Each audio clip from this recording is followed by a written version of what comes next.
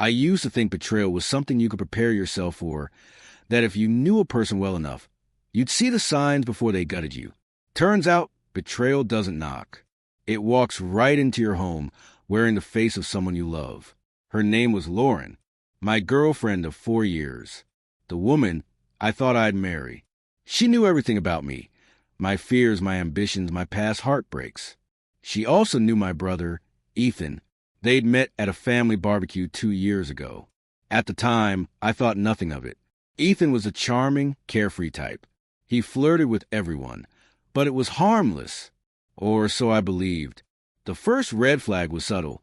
Lauren started dressing up a little more for family gatherings. She'd laugh harder at Ethan's jokes than mine, linger in conversations with him.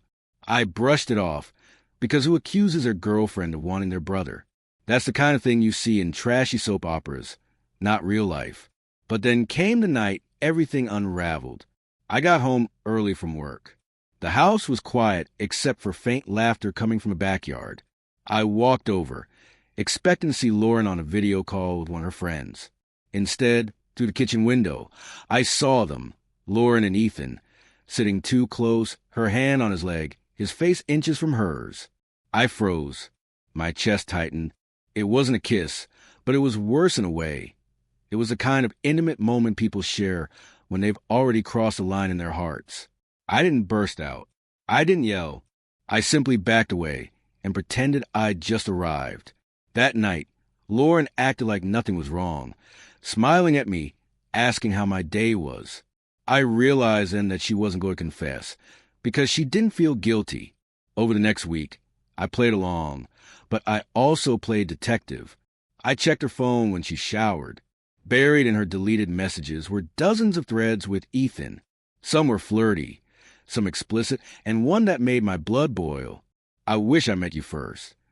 His reply, you kinda did. He just doesn't know it yet. They'd been seeing each other for months. Under my nose. In my home.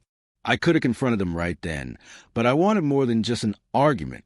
I wanted to make it hurt. I invited them both to a special dinner at my place the following Friday. I told Ethan it was to celebrate his new promotion. Told Lauren it was a surprise for him. Meanwhile, I prepared something else. A slideshow, not of family photos, but of screenshots, messages, pictures they'd sent each other, dates, hotel receipts, everything. When they arrived, I acted like the perfect host. Wine poured, food plated, laughter flowing. Then, halfway through, I turned off the lights and said, I made something for you both. The first image popped up on the TV. Lauren's text Ethan about how I was boring in bed. Ethan laughed in the message. The room went dead silent in real life. Slide after slide exposed them. Every lie, every sneaky meetup. Neither of them could look at me. When the last slide faded, I said, you're perfect for each other. You both know how to throw something good away. Then I walked out, leaving them sitting in the dark. By the time I got back that night, they were gone.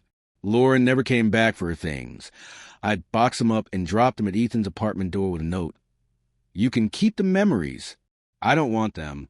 Months later, I heard they didn't last. Ethan cheated on her with someone else.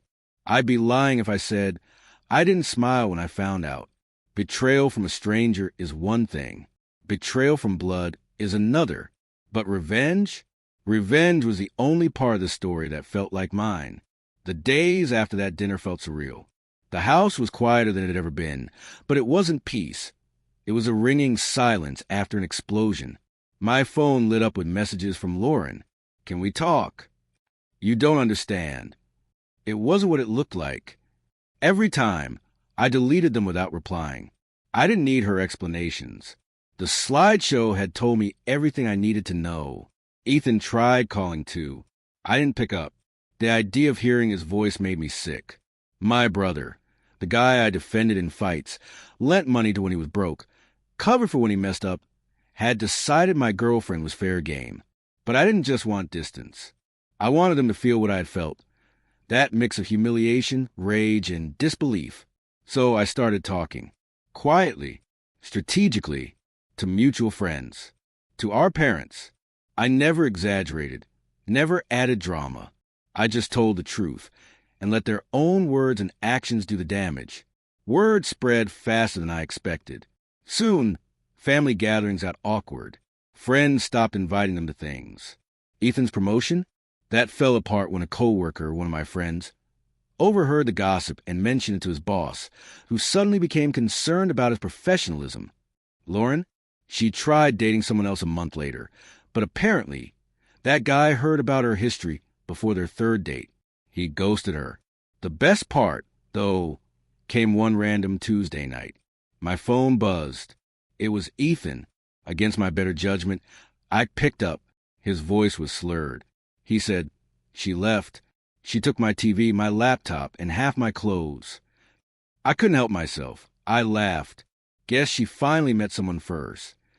He hung up. The thing is, I didn't even feel bitter anymore. Somewhere between exposing them and watching their lives slowly crumble, the anger burned out. What was left was a strange sense of satisfaction. Not because I hurt them, but because I made sure they couldn't rewrite the story to make themselves the victims. It was almost a year later when I saw them again. I was at a coffee shop waiting for my order when I heard a laugh behind me, a familiar one. I turned, and there they were, Lauren and Ethan, standing in line together. They looked smaller somehow. Not physically, but in the way people do when life has taken more than it's given back. Lauren's hair was darker now, her eyes darting away the second they met mine. Ethan had that fake, tight smile he used to wear when he knew he was in trouble. For a second, I thought about ignoring them, just walking away. But then I remembered every lie, every look, every whisper they thought I'd never hear. I stepped closer. "Hey," I said calmly, "you two still together?" Lauren shifted uncomfortably. "No, we're not." Ethan muttered something about things not working out. I smiled, just enough to let them see I already knew. "Well," I said, "guess it's true what they say. If they cheat with you, they'll cheat on you." Neither of them replied. They didn't have to. The silence said everything. I picked up my coffee and walked out, feeling lighter than I had in a long time. It wasn't revenge anymore. It was closure. And closure, I learned, is the sweetest victory of all.